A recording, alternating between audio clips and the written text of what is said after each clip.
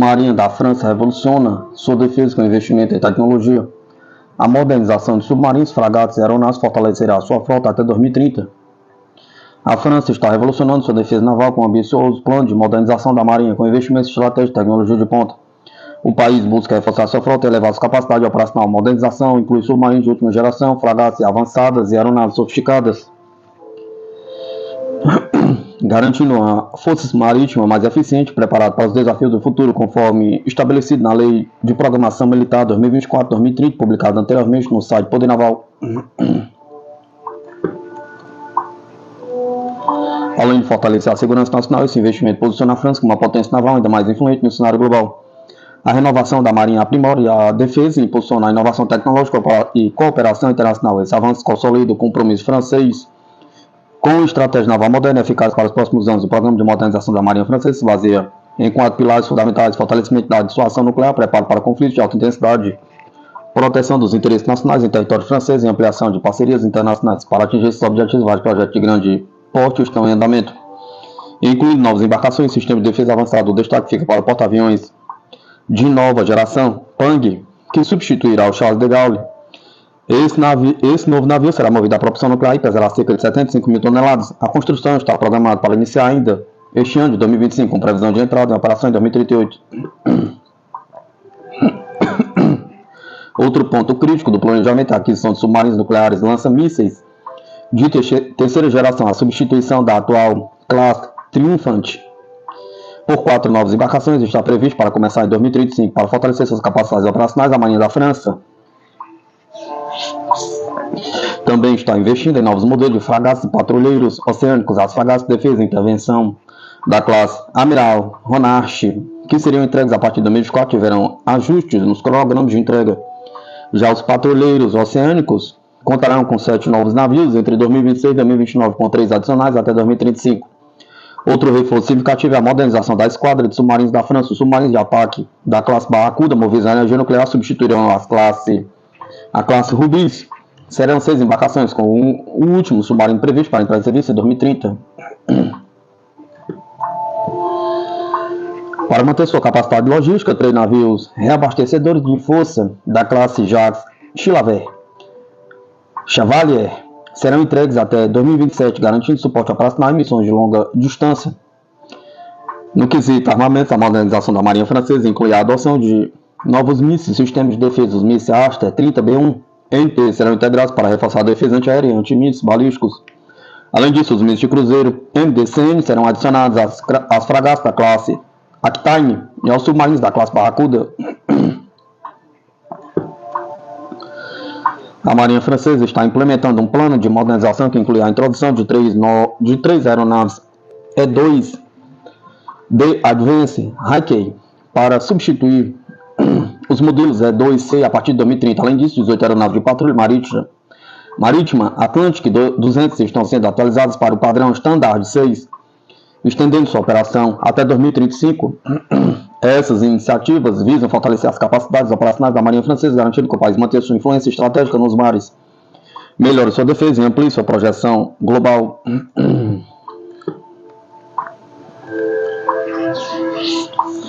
Esqueça os caças Engard. A China pode em breve ter armas hipersônicas Mestre-16. Cientistas chineses teriam testado uma tecnologia de propulsão hipersônica inovadora, conhecida como motor de detonação oblíqua, capaz de atingir velocidade sem precedente de Mestre-16. Diferentemente de scramjets convencionais, os motores ODE aproveitam ondas de choque para propulsão, potencialmente fornecendo taxas de combustão 1000 vezes mais rápidas. Ponto-chave número 1. Se verificada, essa tecnologia poderá alterar drasticamente as equações estratégicas globais, superando significativamente as atuais capacidades hipersônicas. Ponto-chave número 2. Os Estados Unidos estão avançando rapidamente em seus programas de armas hipersônicas, mas a tecnologia Mestre-16, se operacionalizada pela China, poderia redefinir vantagens estratégicas. Embora promissora, permanecem questões sobre a capacidade da China de traduzir o sucesso do motor testado em túneis em sistemas de armas do mundo real. Cientistas chineses testaram com sucesso um novo tipo de propulsão hipersônica que pode empurrar plataformas a velocidade sem precedentes de Mestre-16, de acordo com relatos. Essa velocidade pode mudar a equação da ameaça e introduzir novas dimensões de viagens aéreas e espaciais. Os experimentos ocorreram em um túnel de choque chinês, onde cientistas testaram a tecnologia de propulsão conhecida como motor de detonação oblíqua. supostamente capaz de uma taxa de combustão 1000 vezes mais rápida que os motores scramjet tradicionais. O sistema, conforme descrito em um site do Sul China Morning Post, simula condições de voo de alta mesh em altitudes acima de 25 milhas. O relatório cita uma pesquisa feita pela Academia Chinesa de Ciências que explica a proporção ODE é capaz de atingir velocidades maiores do que aqueles que os scramjet tradicionais que respiram a área de respiração aérea vacilam. Ao contrário dos scramjets, que exigem câmaras de combustão volumosas e enfrentam risco de extinção de chamas em alta velocidade mesh, o ODE utiliza ondas de choque como aliadas, explica o Sul China Morning Post. Os hipersônicos existentes, capazes de viajar a velocidade mesh 6 ou mais, já estão mudando rápido e intensamente o cenário de ameaça para os Estados Unidos e seus aliados. Já faz muitos anos que os primeiros desenvolvedores de armas dos Estados Unidos vêm expressando publicamente a preocupação de que os Estados Unidos possam ficar em terceiro lugar no reino da hipersônica, atrás da Rússia e da China. No entanto, essa lacuna está diminuindo rapidamente à medida que os serviços militares dos Estados Unidos fazem progressos rápidos e promissores com armas hipersônicas terrestres de superfície, submarinas e aéreas. A arma hipersônica de longo alcance LRHW do Exército dos Estados Unidos, um míssil hipersônico terrestre promissor e extremamente letal, está se aproximando rapidamente do seu status operacional. Usando um corpo planador comum semelhante ao LRHW, a Marinha está progredindo para desenvolver uma arma hipersônica pioneira lançada de navios que ela chama de ataque rápido convencional. Espera-se que sua arma seja disparada por destroyers da classe Zhualt e será seguida por variantes de armas lançadas por submarinos até 2028.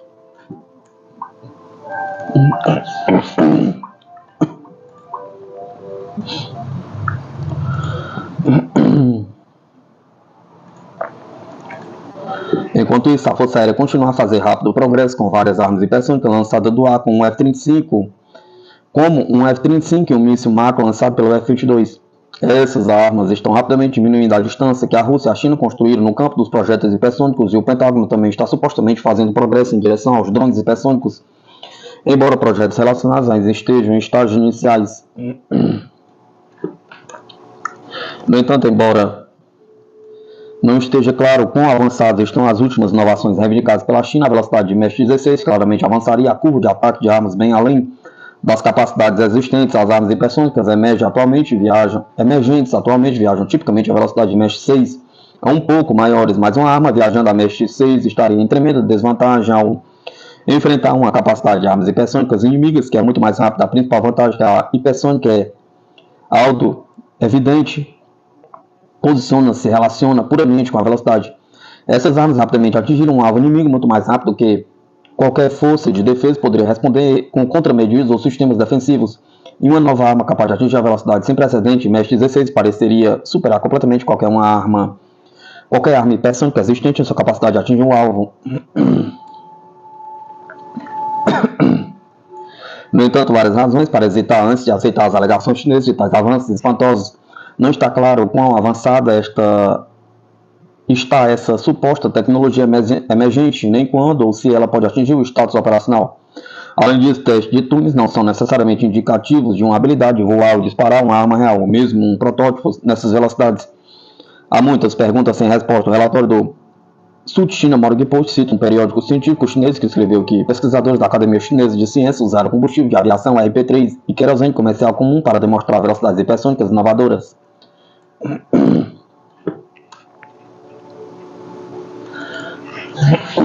Os resultados publicados pelo jornal of Experiment in Fluid Mechanics da China sugerem taxas de combustão 1000 vezes mais rápidas do que os motores scramjet tradicionais, com capacidade operacional entre Mesh 6 e Mesh 16, a velocidade em que os motores convencionais de respiração de ar falham, afirma o relatório do Sul China Morning Post.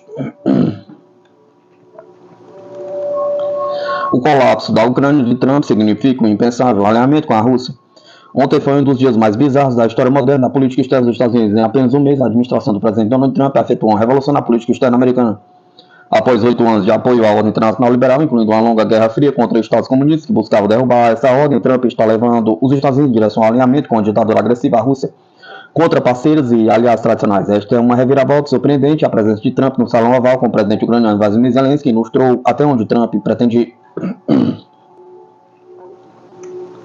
Trump e seu vice-presidente, J.D. Vance, canalizaram abertamente pontos de discussão russos sobre a guerra na televisão ao vivo, eles contestaram a realidade de que a Rússia começou a guerra, eles repreenderam Zelensky por resistir à invasão da Rússia em vez de negociar, o que parece significar negociar a rendição da Ucrânia. E eles repetiram a afirmação há muito refutada de que a Ucrânia está arriscando a Terceira Guerra Mundial a resistir. A Rússia muito espera que blefes nucleares vagos induzam o Ocidente a cortar ajuda à Ucrânia, mas se a Rússia fosse usar os nucleares na guerra, provavelmente já o teria feito. A reunião terminou com a insistência ainda bizarra e indecorosa de que Zelensky demonstrasse sua gratidão. Zelensky fez um discurso no Congresso dos Estados Unidos há 2 anos, fazendo exatamente isso, e agradeceu prolificamente aos apoiadores da Ucrânia na TV e nas redes sociais. A reclamação de ontem parece ser que Zelensky não agradeceu pessoalmente a Trump. Talvez Zelensky devesse ter se humilhado diante de Trump para mantê-lo feliz.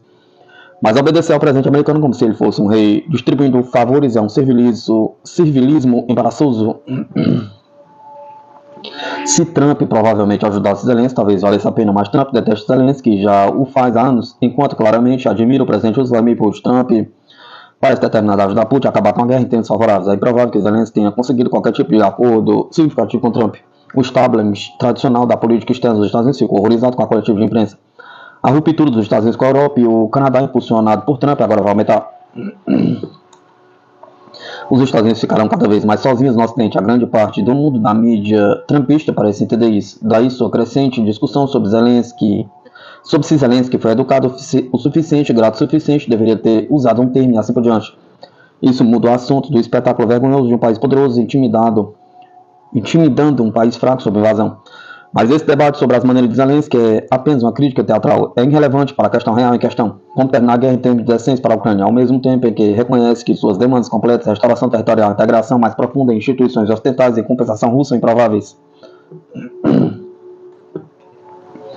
É sobre esse tópico. A administração Trump ainda parece não ter nenhum plano. Até o momento, seu foco parece ser pressionar a Ucrânia a se render, aceitar a perda de território para a Rússia, exclusão da OTAN, compensação econômica para os Estados Unidos, nenhuma compensação econômica da Rússia sem nenhuma concessão significativa, com garantia de segurança dos Estados Unidos. Mesmo que esse fosse um resultado justo, que não é tão negativo para a Ucrânia, que é de se perguntar se Trump, Vance, o secretário de Estado Marco Rubio e outros realmente acreditam que a Ucrânia aceitaria isso. Continuar lutando e torcer pela exaustão russa é um acordo melhor para a Ucrânia do que simplesmente desistir. A Ucrânia não vai desistir só porque os Estados Unidos mandam. Ela obviamente lutará por um acordo melhor se Putin também não oferecerá concessões, porque Zelensky desistiria, pergunta. É provável que Zelensky não tenha se humilhado. A posição da Ucrânia, embora não seja boa, é melhor do que os partidários de Trump pensam. A Ucrânia lutou por 3 anos e saiu muito melhor do que qualquer um previu. Sim, ela está perdendo no momento, mas apenas em um ritmo muito lento, o que mais e melhor assistência ocidental poderia enfraquecer ainda mais.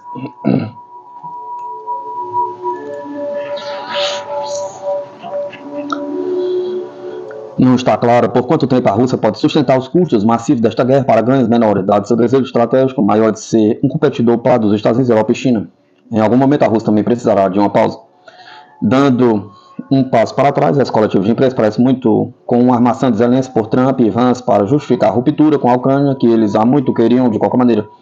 O debate absurdo sobre as maneiras de Zelensky, como se isso e não a guerra fosse o problema em questão, é a revelação.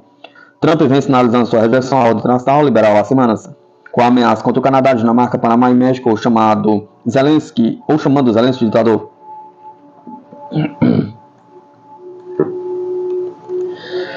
E Trump está claramente apaixonado por Putin. Ontem confirmou alto e claro que Trump vem nos dizendo há semanas os Estados Unidos estão se desalinhando com seus parceiros tradicionais e se alinhando com a Rússia.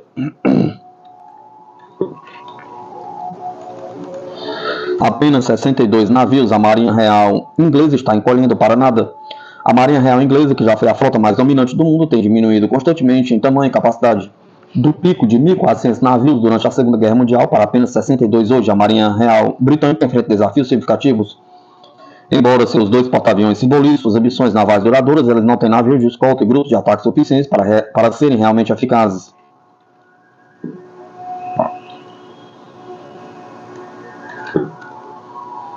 A Marinha inglesa está encolhendo. A Inglaterra ainda pode dominar os mares? Pergunta.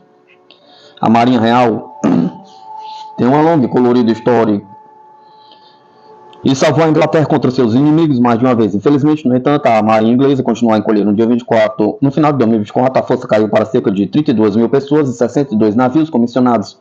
A marinha inglesa é uma fração do tamanho que ostentava em eras anteriores. Terminou a Primeira Guerra Mundial com a marinha mais poderosa do mundo, sendo maior do que as frotas dos Estados Unidos e da França juntas, e mais do que o dobro do tamanho da marinha imperial japonesa e da marinha real italiana juntas.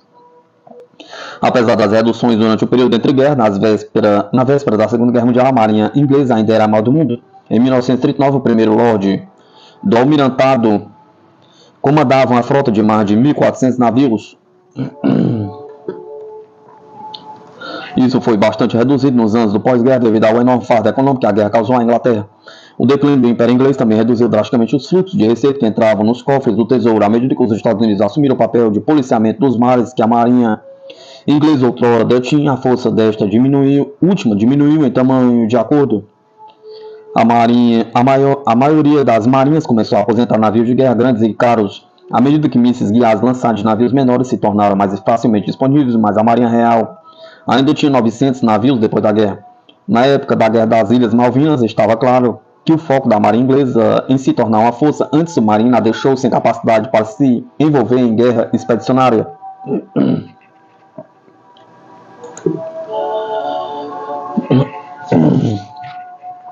O número de navios importantes na força caiu novamente em 74% após a campanha das Ilhas Malvinas. Você poderia apontar para os 2 porta-aviões um tanto problemáticos da marinha inglesa como prova de que ela ainda está viva e bem como uma força naval. Embora pequena, a marinha inglesa ainda pode realizar um amplo espectro de missões. No entanto, como um capitão aposentado da marinha dos Estados Unidos destacou na Foreign Policy há mais de 2 anos.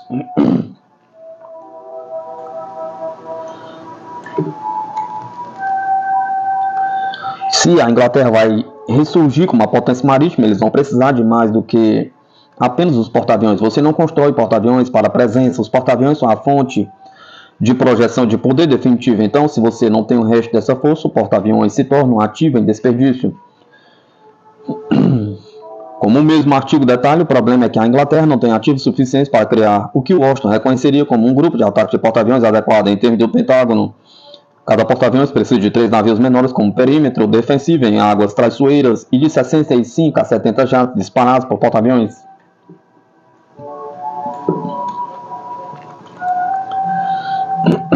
A frota de fragatas e contratorpedeiros da escolta da Inglaterra cairá para apenas 17 navios no ano que vem, enquanto o porta-aviões gêmeo da Queen Elizabeth, o HMS Prince of Wales, foi afastado devido a problemas de engenharia. O que é claramente necessário é um aumento nos gastos de defesa da Inglaterra para suprir a marinha real com o que ela precisa para ser uma força confiável. Mas essa é uma conversa que nenhum governo recente tem se mostrado disposto a ter com o eleitorado.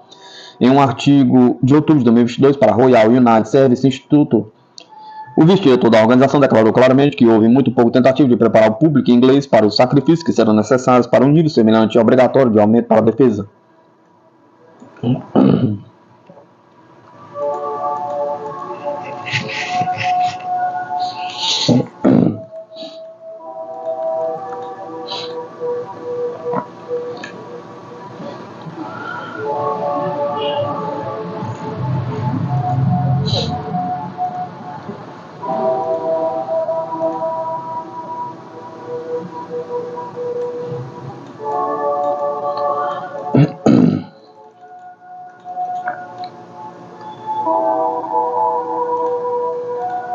O bombardeiro H-6 da China está quebrando todas as regras. Há uma regra militar tácita que parece clara. Para ser uma superpotência militar, você precisa ter o mais recente, poderoso e avançado hardware militar. O antigo bombardeiro H-6 da China parece virar essa regra de cabeça para baixo. Ponto-chave número 1. Bombardeiro H-6 da China, uma relíquia da Guerra Fria, continua sendo uma parte essencial da estratégia militar de Pequim. Originalmente uma cópia licenciada do Tu-16 soviético, o H-6 foi atualizado para transportar armas modernas, incluindo mísseis hipersônicos e com capacidade nuclear. Ponto-chave número 2. Apesar de sua idade, o bombardeiro desempenha um papel crítico nas táticas de intimidação da China sobre Taiwan e como uma plataforma de ataque marítimo. No entanto, o H-6 será eventualmente substituído pelo furtivo H-20, com previsão de entrada em serviço na década de 2030. Até então, o H-6 continua sendo uma ameaça, particularmente para as forças navais dos Estados Unidos no Pacífico, capaz de lançar mísseis destruidores de porta-aviões.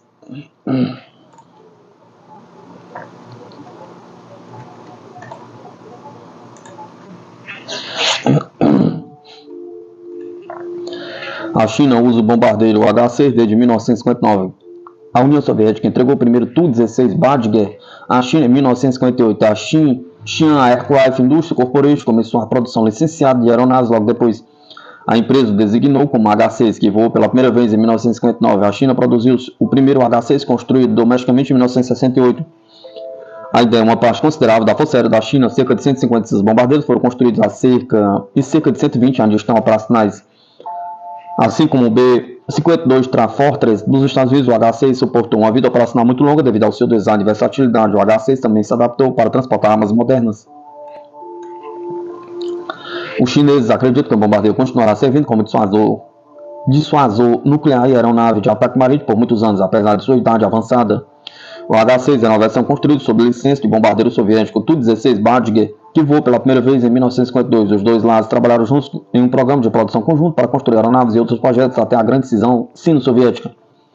Em 1969, eles lutaram entre si por disputas de fronteiras, mas conseguiram evitar uma guerra total. A China vendeu o H-6S para o Egito e o Iraque, mas esse país não tem mais seus bombardeiros operacionais. De acordo com o think tank de Washington DC, Center for Strategy and International Studies, os 4 H-6S do Iraque foram destruídos enquanto estavam em serviço.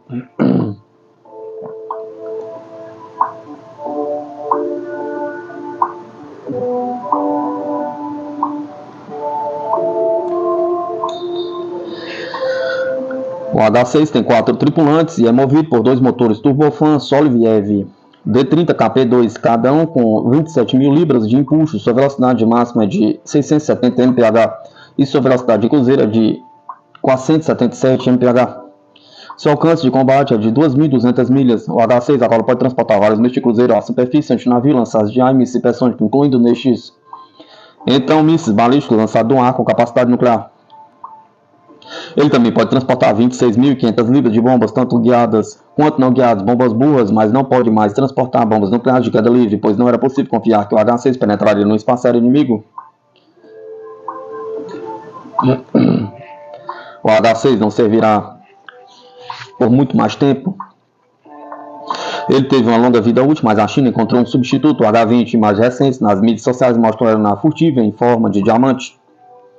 Não é, no entanto, uma asa voadora com asas distintas longas, uma grande empenagem e uma grande fuselagem central, como se acreditava inicialmente.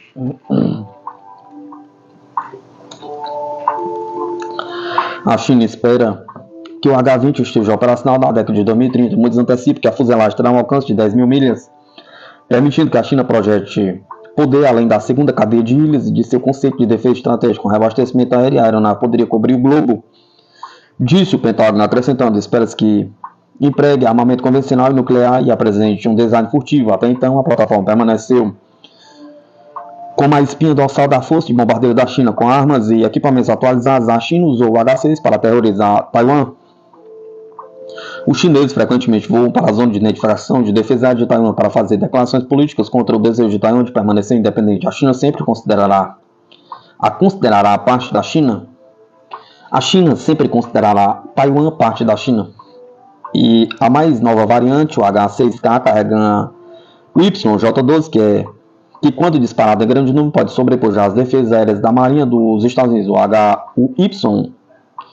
O YJ-12 tem um longo alcance e é particularmente rápido, atingindo o Mach 3. Sua ogiva é grande o suficiente para destruir grandes navios.